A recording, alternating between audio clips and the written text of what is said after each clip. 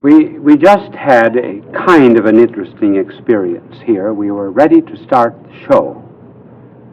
The announcer had just made the announcement, and then they stopped. A man in the control room sent out the message, "The bishop has loused it up." And I did. Because there's always a little time for a commercial, and I walked out. I spoiled it, so we started again. When I was coming in to the airport the other day, there was a soldier who evidently had been away for a couple of years, and his wife was there, young wife, to meet him at the airport, and they had a very warm embrace, and he was looking over her shoulder as he embraced her, and he says, "Oh, there goes Kitty McCoy." And the wife said, "Who is she?" Oh, he said, "She was the stewardess on our flight." She said, "How did you know her name?" Oh, he said, "The names were up on the bulletin board. Pilot, co-pilot, stewardess." She said, "What was the pilot's name?"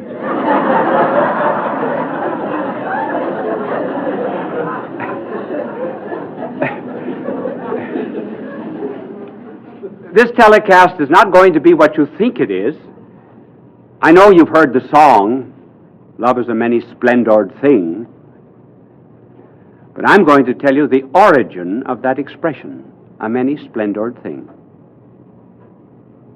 I'm going to tell you who really wrote it, but I will tell you in a minute. It is a very interesting life because it's somewhat related to our age, in which there is a fondness for flight from consciousness. What is there, anyway, in human nature that makes it rather anxious to evade and escape consciousness and responsibility? Alcohol, dope, sleeping tablets, whatever they happen to be. A way to avoid the responsibility of being awake. And I'm going to tell you the story of a man who had a flight from consciousness. And in this story, we find revealed the unconscious influence of little things. Jean Guiton, a member of the French Academy, said that while he was a prisoner of the Nazis in Germany, one night he and a number of other prisoners amused themselves by each telling how his mother and father met. Circumstances were quite accidental. Sale of a lottery ticket, chance meeting, fall on the street, blind date, wrong address. And here, as a result of these trivial things, here were men that were prisoners under a totalitarian system. It was a little thing that influenced the life of Francis Thompson, who wrote, "Love is a many splendored thing."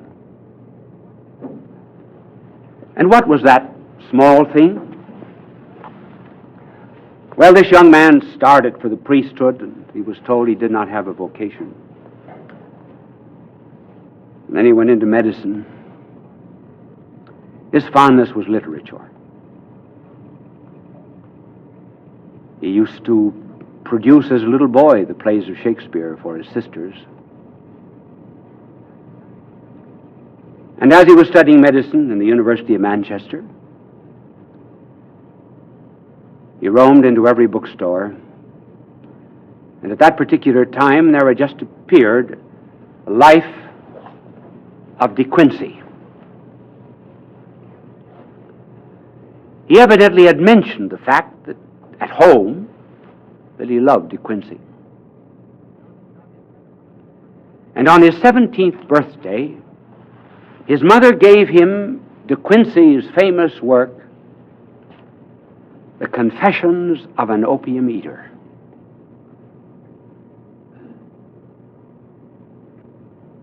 And his 17-year-old eyes fell upon this line of De Quincey. Why, at the age of 17, should I have become a prisoner and a prey to this drug and lost my mind and my freedom?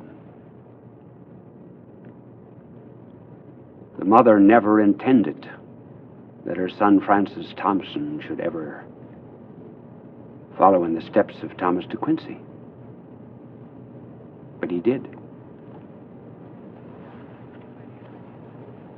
So he went in for the psychedelic, for the flight from the unconscious. And here there's a curious parallel between the life of De Quincey and the life of Thompson. De Quincey lived earlier than Thompson.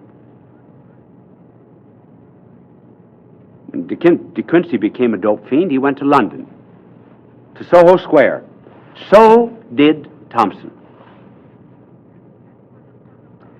And this further parallel, when they went to Soho Square, De Quincey had in his pocket a book of English poetry, we do not know which poet it was, and a copy of the Greek dramatist Euripides. When Thompson went, he had in one pocket Blake, and in the other pocket Sophocles.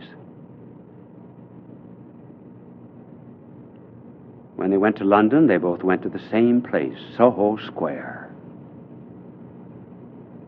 How well I know it. I've spent 5 years of my life in Soho Square. Not continuously, but many, many summers and many winters during my university days.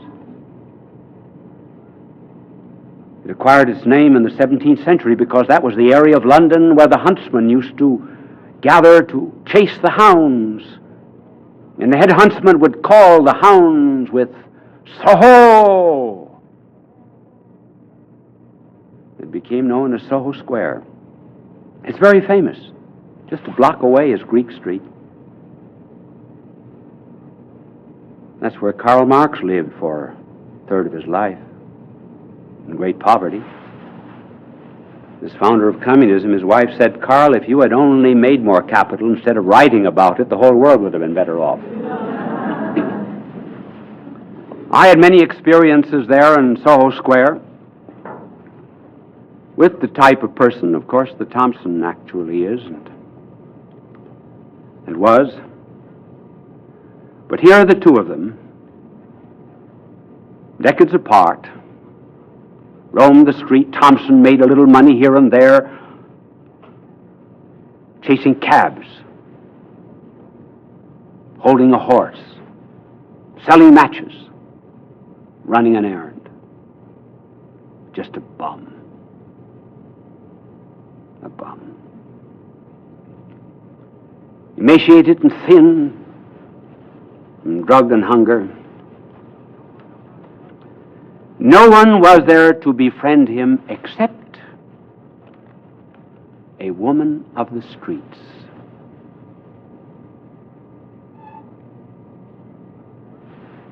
And one wonders, in all of literature, if there ever was a greater tribute paid to a woman of the street than Thompson paid this woman. He wrote about her in a poem to Monica Meynell. We will tell you about the Meynells in a moment.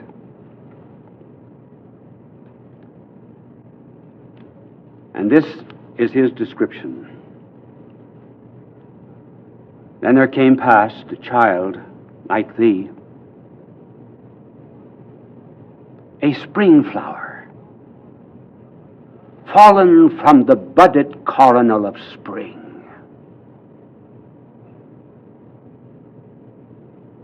A spring flower, fallen from the budded coronal of spring. And through the city streets blown withering, she passed, O brave, sad, lovingest, tender thing, and of her scant pittance did she give, that I might eat and live Then fled a swift and trackless fugitive. The same thing happened to De Quincey. When he was in the depths of poverty and degradation, a woman of the streets befriended him. We know her name. Her name was Anne.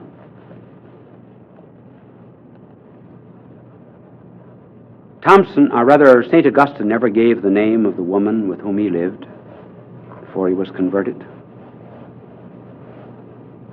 Thompson never gave the name of this one.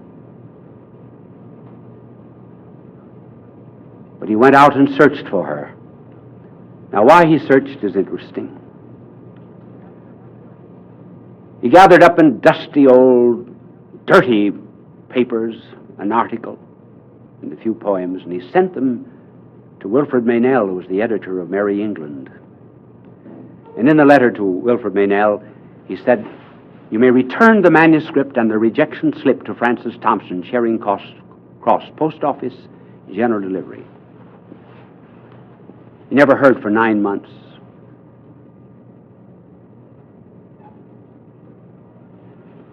So in those 9 months, he went into despair.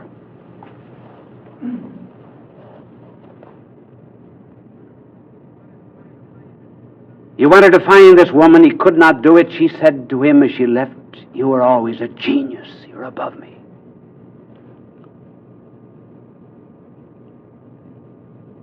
And sinking lower and lower, he then took up his residence in Covent Garden. Covent Garden at one end in London was the Opera House. Down the street, Maiden Lane Church. You go down 2 or 3 steps to go into it. Wish we had an hour and a half. I would tell you about an interesting character that I met there. But in television, you get time in segments.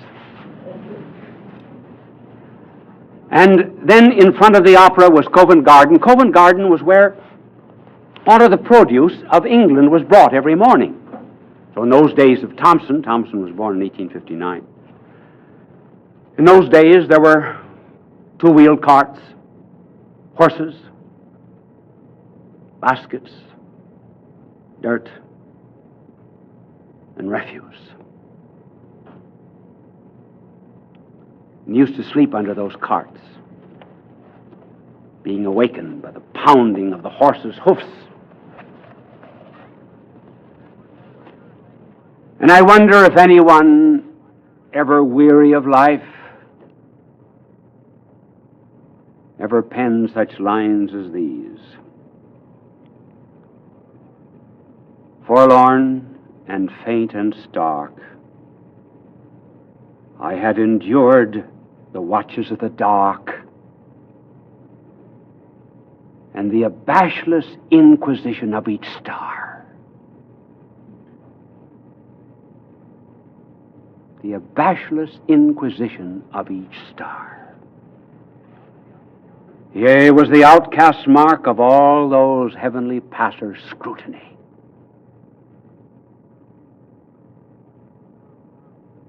Stood bound and helpless for time to shoot its barbed minutes at me.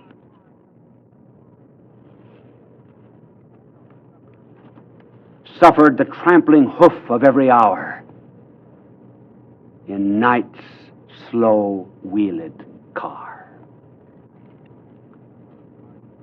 Until the tardy dawn, dragging me at length from under those dread wheels, and bled of strength, I awaited the inevitable last. So he decided to take his life. He'd saved up his pennies, bought enough of dope to kill himself. Under these wheels, he could see a distant clock on the spire of a church. It was that prompted him to say that time was shooting its barbed minutes at him. He took half of the dope, and he felt a hand on his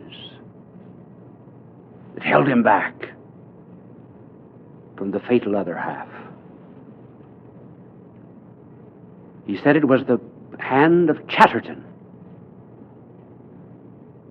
a poet that had lived 100 years before.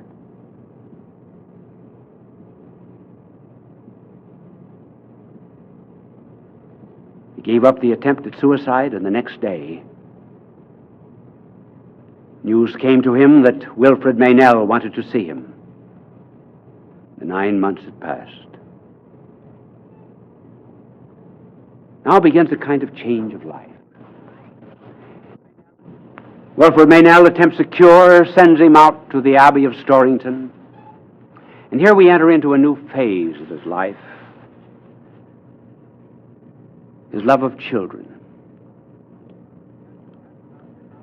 And as he roamed about the fields of Storrington,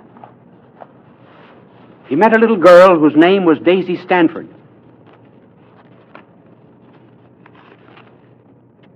And this is what he wrote of Daisy.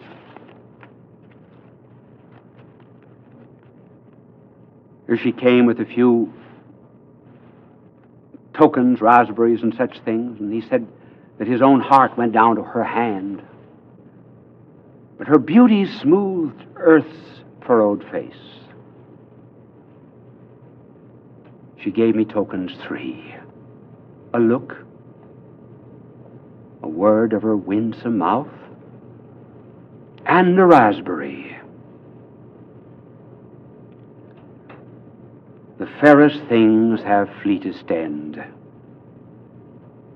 Their scent survives their close.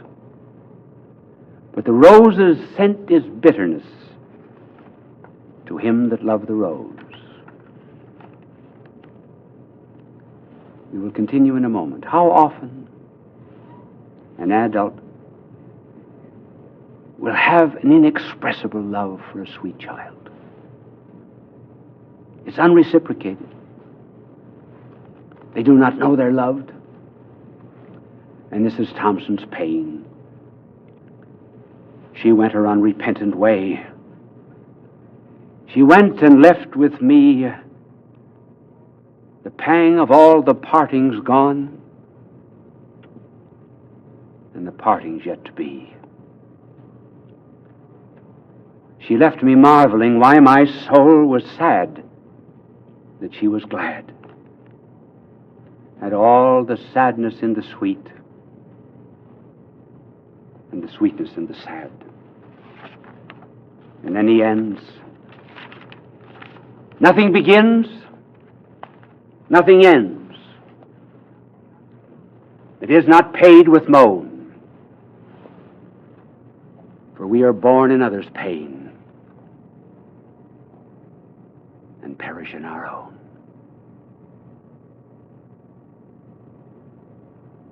The love went out from his life.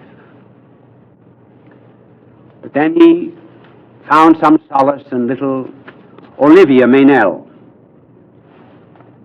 Sweet little child, but here was his life spoiled.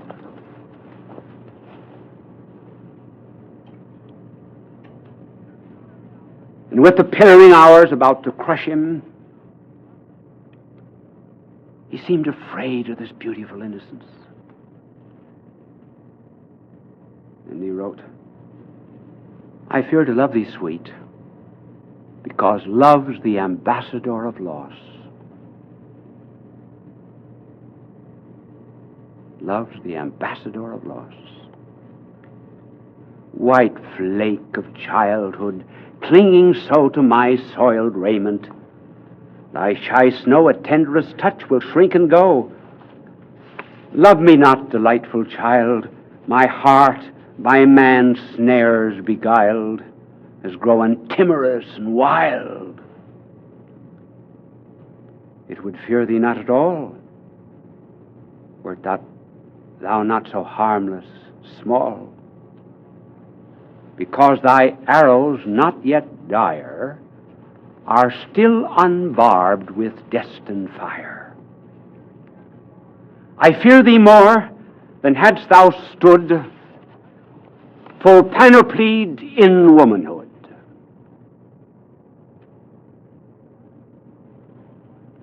And all the while, he's being haunted by something. And I told you of that poem of haunting. I gave it to you one year, The Hound of Heaven, that he wrote. He went back again to dope. The Meynell still cared for him. But this hound was pursuing him. But despite this shell, that shell that first came to the Meynells, he had no stockings on and his toes were out through his shoes and dirty old brown coat, no shirt. Consumptive, because of the nights he slept under the cartwheels of London. He still had this love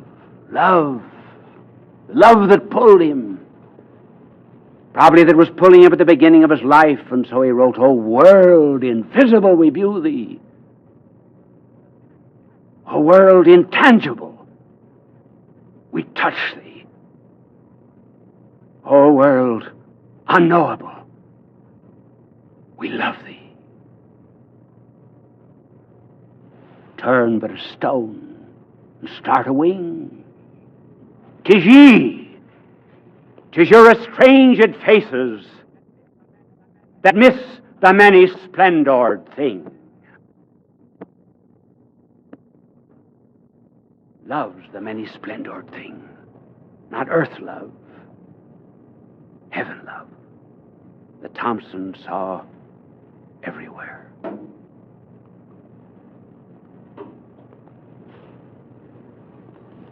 And haunted by that love, he went finally to his reward. And one day, while in London, I went out to Kensal Green Cemetery. And I asked someone whom I had met in the cemetery, "Do you know where the tomb or the grave of Francis Thompson is?" No, I never heard of him. So I walked and walked. And I finally came to a slab that read, Francis Thompson, 1859, 1907. And then there came a line, an unforgettable line that drew one back to all of his loves of childhood. And that last line on the tombstone was,